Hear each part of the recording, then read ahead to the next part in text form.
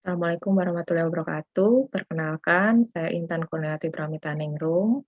Saya adalah dosen pengajar untuk Prodi D4 Teknologi Laboratorium Medis, Fakultas Ilmu Kesehatan dan Teknologi Universitas Binawan.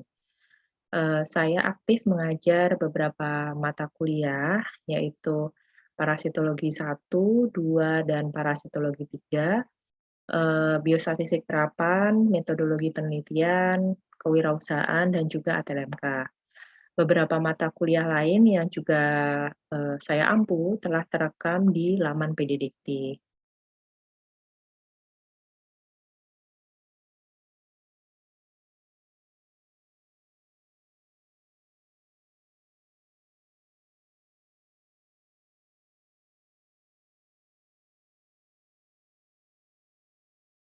Di Universitas Binawan, kami memanfaatkan LMS untuk, interaksi antara dosen dengan mahasiswa. Berikut adalah contoh LMS untuk, perkuliahan Parasitologi 1.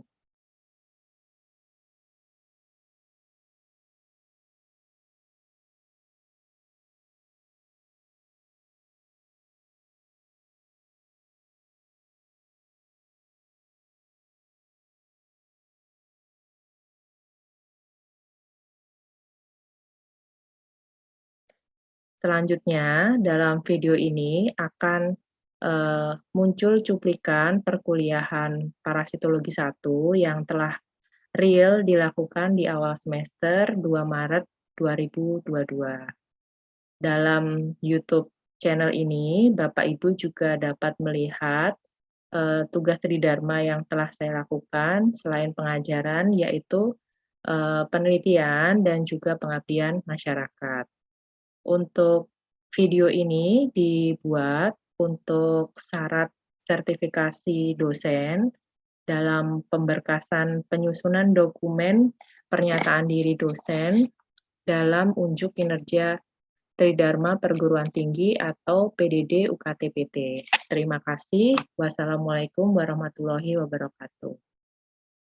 Sambil saya buka untuk kontrak RPS-nya, untuk LMS saya dapat info belum bisa dibuka, baru bisa dibuka tanggal 7, jadi saya share dulu LMS untuk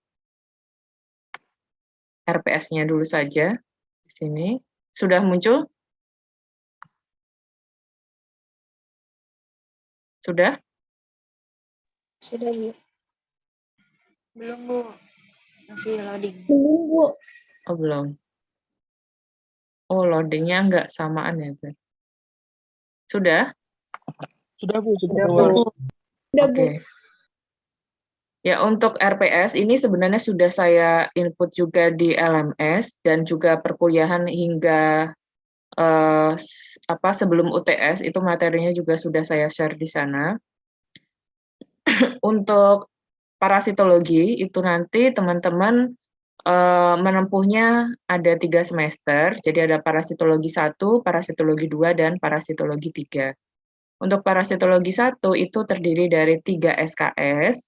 3 SKS ini rinciannya adalah 2 teori dan 1 praktikum ya. Jadi selain kuliah online seperti ini, nanti ada yang saya jadwalkan adalah 4 pertemuan praktikum di lab ya, di lab mikrobiologi gitu.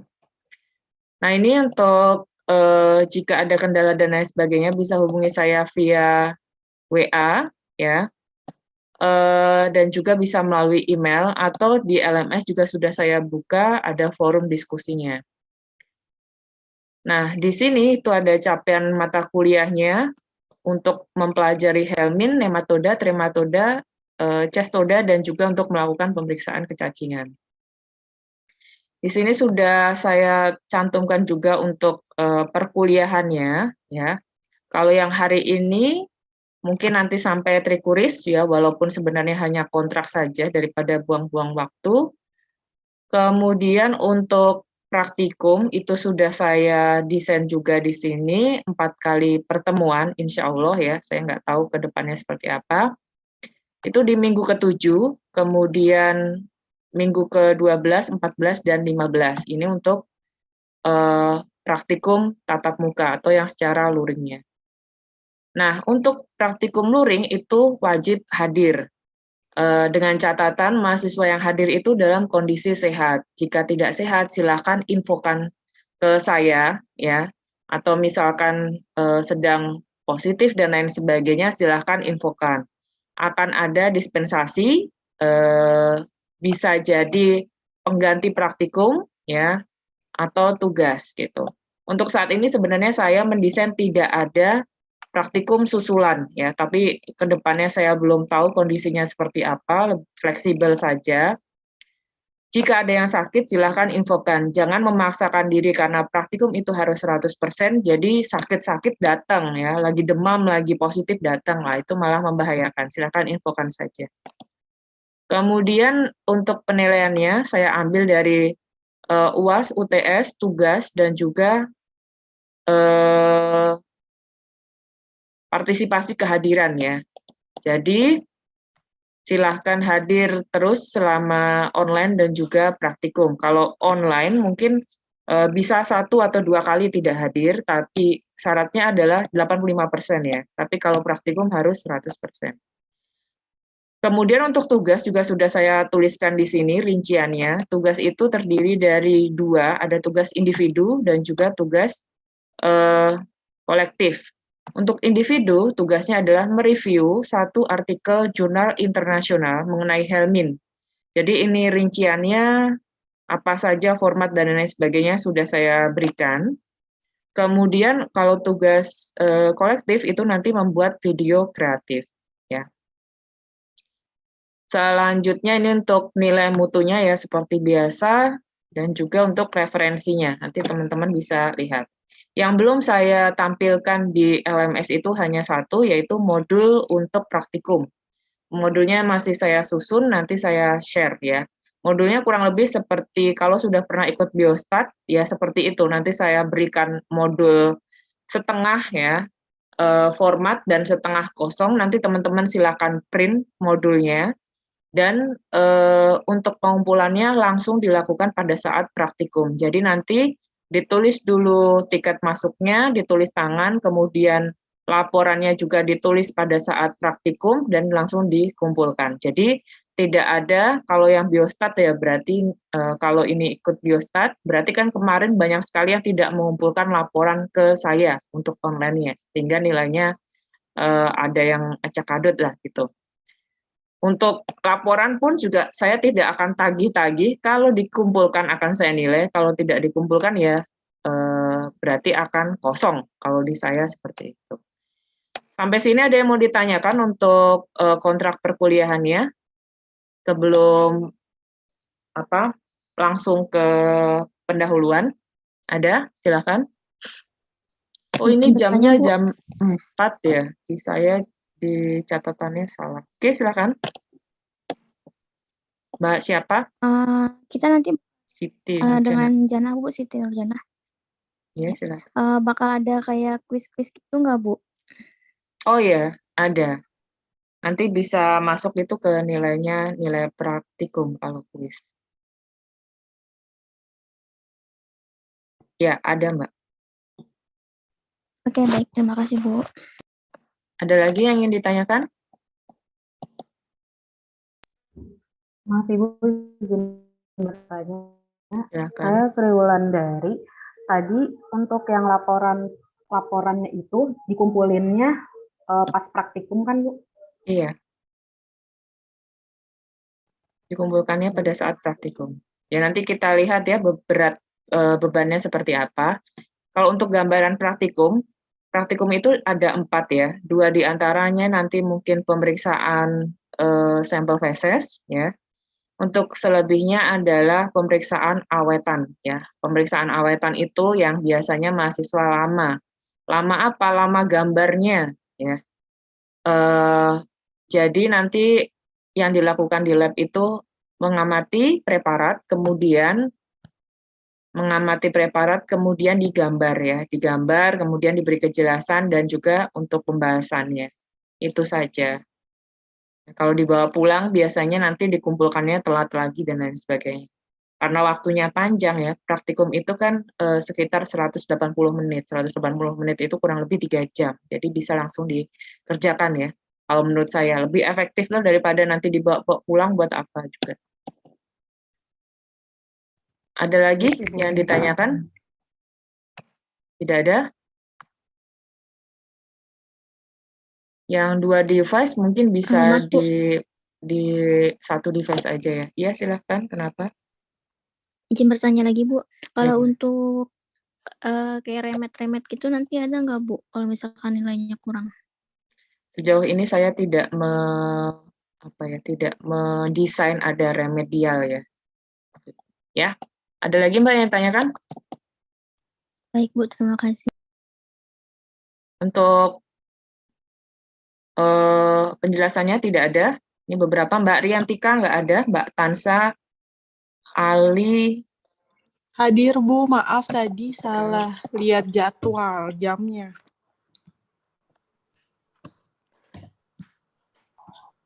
Izin Bu, Muhammad Ali Bu. Kan Ya, tadi udah hadir. kenapa? Iya, Bu. Suaranya kok nggak sinyal saya mungkin ya. Maaf Bu, tadi Muhammad Ali sudah hadir kan Bu? Iya, tapi sekarang kan off ya kameranya.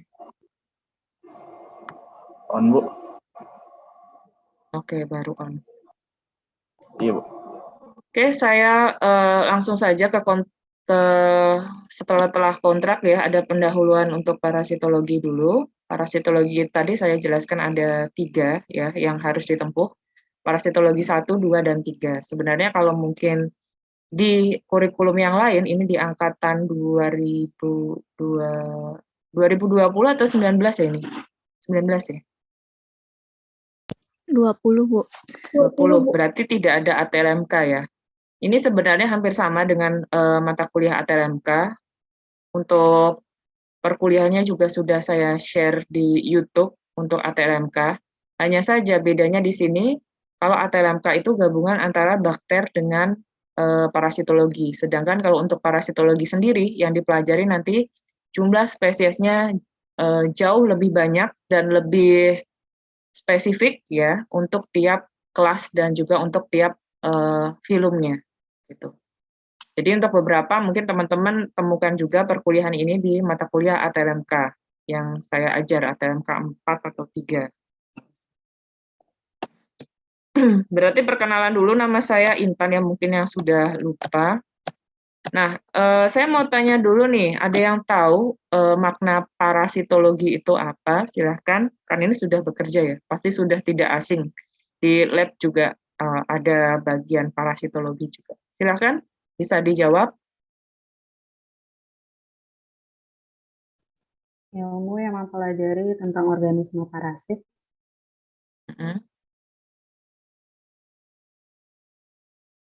Ilmu yang mempelajari organisme parasit. Oke, terima kasih. Ada lagi?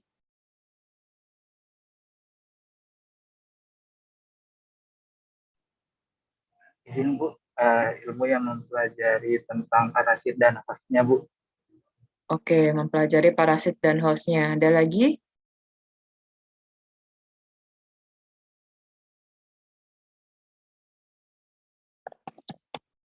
Tidak ada? Ilmu yang mempelajari semua parasit ya, Bu. Organisme parasit. Organisme parasit. Kalau parasit sendiri itu artinya apa ya?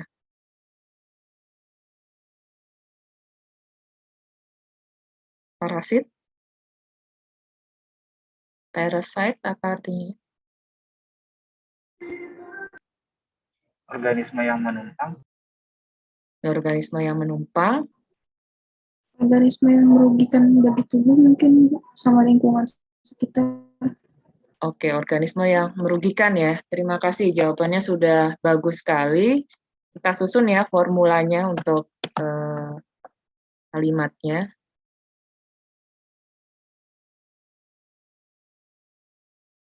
Oke. Parasitologi itu kalau namanya logi itu artinya kan ilmu ya. Berarti di sini ilmu yang mempelajari tentang mikroorganisme parasit. Nanti kita pelajari tentang helmin, ada protozoa dan juga arthropoda. Arthropoda ini nanti yang kita pelajari lebih ke insekta ya, maaf, tentang serangga yang sebagai vektor atau yang serangga yang menyebabkan penyakit. Kemudian host dan hubungan di antara keduanya yang menyebabkan penyakit pada manusia. Jadi yang kita pelajari adalah semua yang menyerang manusia. Mungkin beberapa nanti di antaranya karena hostnya itu melibatkan hewan, ya, beberapa hewan atau binatang, dan nanti juga kita singgung sedikit. Jadi tidak pure tentang veteriner. Kalau veteriner kan penyakit pada hewan, ya. Kalau ini manusia, tapi mungkin sekilas tentang hewan juga. Nah, untuk host ya, itu bisa kita sebut host atau inang atau hospes, itu sama saja ya artinya. Kalau di sini sudah ada yang tahu ini gambar apa? Ya, ini pasti sudah banyak yang tahu karena sudah bekerja. Gambar apa?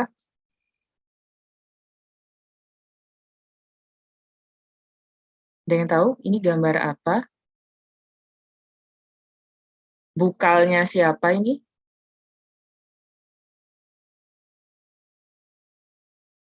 Halo? Ada yang tahu ini gambar apa ya?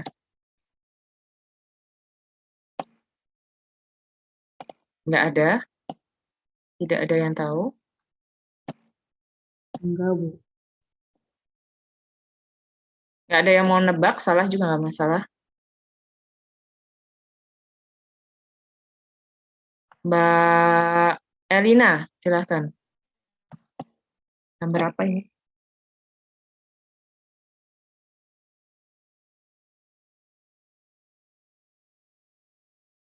Elina?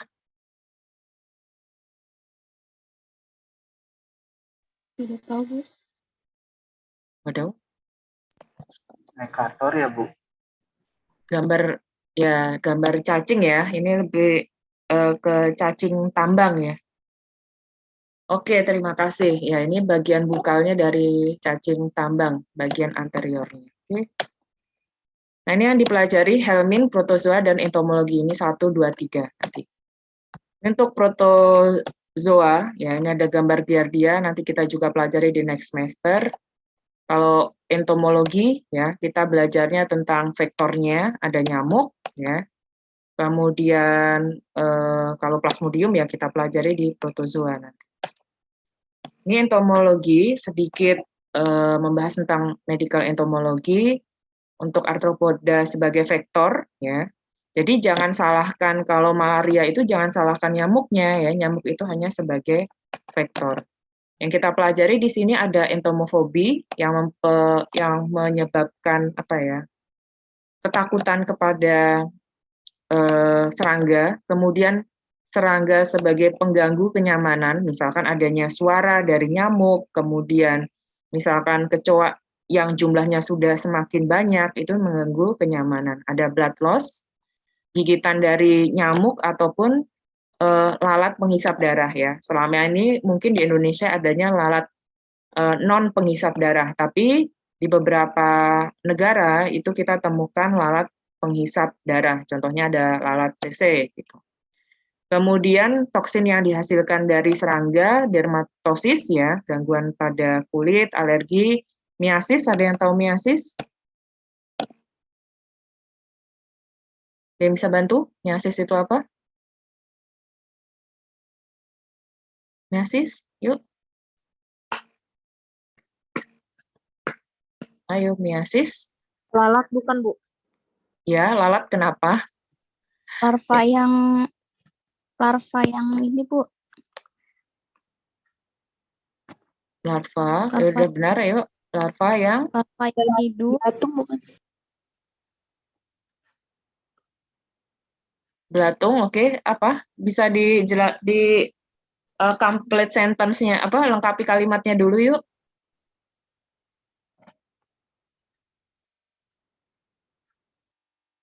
Ayo. Larva yang masuk ke dalam tubuh manusia bukan sih, Bu? Lalat kayak kotor. Oke, terima kasih ya. Mungkin di imajinasi atau gambarannya itu sudah benar ya. Ada lalat, kemudian lalat lalat itu hinggap di luka ya, sebenarnya di luka terbuka pada manusia, biasanya itu ditemukan pada lubang-lubang yang ada pada manusia. Contohnya apa? Dari lubang hidungnya itu karena adanya infeksi dan lain sebagainya, ada lalat hinggap, kemudian dia meletakkan telurnya sehingga telurnya nanti berlanjut stadiumnya ke stadium larva ya, larva atau belatung. Jadi ditemukan belatung lalat pada lubang-lubang yang ada pada manusia, bisa lubang hidung, mulut, mata, telinga, bisa di lubang kemaluan ya. Itu adalah measis. Kemudian ada forensik. Kenapa kita belajar arthropoda di sini? Forensik itu tujuannya nanti adalah untuk menentukan waktu kematian ya. Di sini ada ilustrasinya. Bisa teman-teman lihat di sini ada gambar ilustrasi. Ini contohnya ada babi ya, babi yang masih hidup, kemudian yang baru mati, kemudian yang bloated. Bloated itu di sini mati, kemudian sudah mengalami pembengkakan ya pada beberapa organ tubuhnya. Kemudian di dalamnya ini ada gas ya. Gasnya ini jika pecah itu akan menimbulkan aroma ya, aroma yang akan sebagai atraktan atau penarik untuk serangga. Kemudian ada decay, ini proses penguraian, ada yang post decay. Kalau yang post decay itu umumnya mayatnya atau di sini binatang yang mati tadi itu sudah kering sampai akhirnya kekering. Ini kurang lebih waktunya 3 sampai 6 bulan. Itu tergantung kondisi lingkungannya ya. Suhunya seperti apa, apakah kering ataukah dibasah itu juga sangat berbeda. Nah, biasanya di sini kita pelajari arthropoda, fungsinya adalah untuk menentukan forensik entomologi ini untuk menentukan waktu kematian. Jadi di sini lalat yang hinggap di saat kematian pertama itu berbeda dengan lalat yang muncul di bloated ya. Mungkin teman-teman sudah tahu lalat itu adalah lalat rumah, ada lalat hijau ya atau chrysomia, kemudian ada sarkofaga, lalat daging dan lain sebagainya. Nah, bagaimana cara menentukan waktu hidupnya? Selain dilihat dari jenis lalat yang hinggap, kemudian juga bisa dihitung dari panjang larvanya, atau larva itu instar berapa? Larva itu kan ada instar 1, 2, 3, sampai 4, ya, dengan panjang tubuh yang berbeda. Jadi bisa kita identifikasi. Misalkan ditemukan di sini adalah larva instar 3, ya, berarti usianya berapa? Mungkin usianya itu sudah lebih dari 7 hari dan lain sebagainya. Itu caranya. Kalau sudah di decay itu sudah beda lagi, sampai akhirnya di dry, yang muncul itu sudah bukan lalat, tapi nanti yang muncul adalah kumbang di situ. Berarti waktu kematiannya sudah cukup lama ya. Ini berlaku untuk yang di darat, nanti beda lagi hitungannya kalau teman-teman melihat kematiannya di air ya. Ini juga sebagai pemecah masalah juga kalau misalkan ada mayat yang mungkin dibunuhnya itu di lokasi A, kemudian dibuangnya ke lokasi B, itu bisa kita identifikasi dari sini.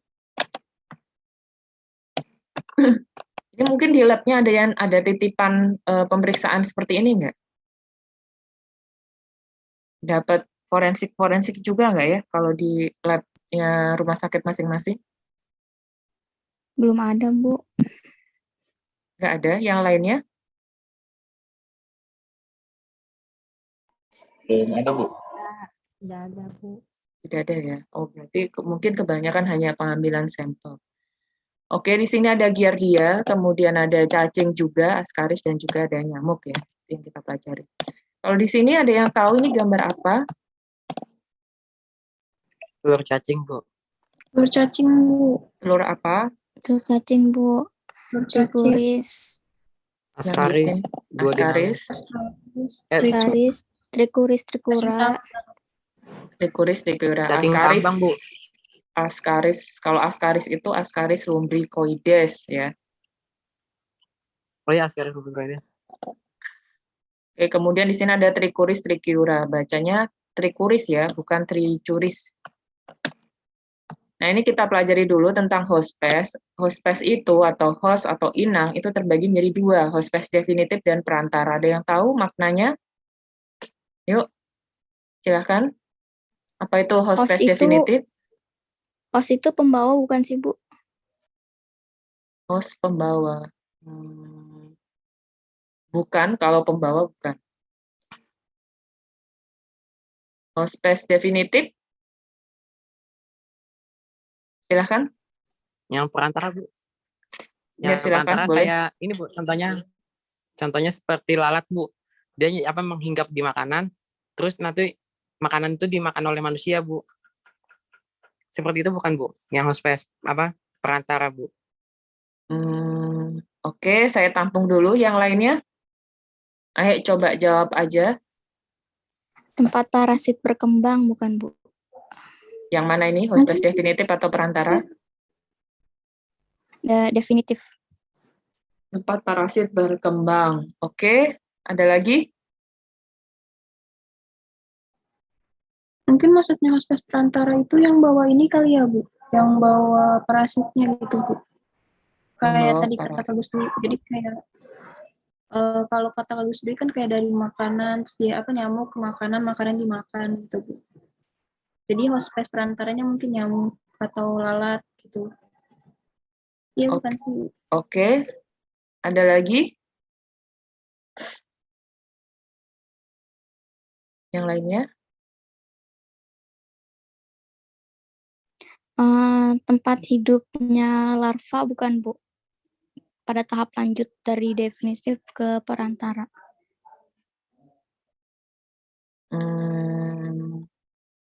Oke, yang lainnya lagi? Tempat parasit hidup, tumbuh Parasit. dan berkembang biak. Itu yang mana? Yang definitif. Oke. Ya, terima kasih ya. Jawabannya sudah sangat bervariasi dan beberapa sudah mungkin mengarah ke situ. Saya bantu ya di sini hospes atau host itu. Kalau hospes definitif ya berarti mungkin bisa binatang, bisa manusia ya. Di sini yang berperan sebagai tempat parasit hidup ya. Di mana nanti parasitnya itu di dalam tubuh hospesnya mengalami perubahan bentuk ya dan juga mengalami perbanyakan atau multiplikasi. Multiplikasi di sini adalah terjadi perkawinan ya, perkawinan atau ada seksualnya ya di situ sehingga jumlahnya bertambah banyak. Itu untuk hospes definitif. Kalau hospes perantara, jadi hanya masuk ke dalam tubuh hospesnya ya, tapi tidak ada perubahan, tidak ada multiplikasi atau pertambahan jumlah di situ. Hanya lewat saja, itu hospes perantara. Kemudian di sini ada tempat hidup parasit, itu ada endoparasit dan ektoparasit. Kalau endoparasit mungkin teman-teman sudah tahu ya, yang kita pelajari sekarang itu cacing ya, dia akan adanya di intestinal atau di bagian gastro ya. Kemudian ada filariasis, itu kan juga yang diserang adalah di bagian organ di dalam tubuh ya, di dalam bukan di luar tubuh, atau plasmodium ya, di dalam sel malah. Kalau ektoparasit di sini contohnya adalah misalkan kutu rambut itu dia berada di luar tubuh, ada di kulit kepala. Kemudian ada skabies ya atau kudis ya, itu dia membuat terowongannya pada bagian stratum yang paling atas dari kulit. Atau apalagi ya, demodex ya itu di lapisan luar kulit juga dan lain sebagainya ya. Jadi sudah tergambar ya untuk tempat hidup antara endo dan ekto bisa membedakan kan ya. Nah, untuk cara penularannya di sini ada kulit, inhalasi, dan vektor. Kalau kulit contohnya apa? Contohnya cacing tambang, itu masuknya ke pori-pori kulit gitu. Kalau inhalasi masuknya dari pernafasan atau dari respiratori ya, berarti bisa seperti virus. Kemudian kalau dari contoh cacing itu bisa ocuris atau Enterobius vermicularis itu bisa telurnya karena ringan dia bisa masuk melalui pernafasan ya. Kalau vektor ya berarti berbagai macam telur cacing itu bisa dipindahkan dari lalat itu menggunakan vektor. Kemudian ada kontak langsung, ada airborne disease. Kalau kontak langsung itu contohnya Misalkan Trichomonas vaginalis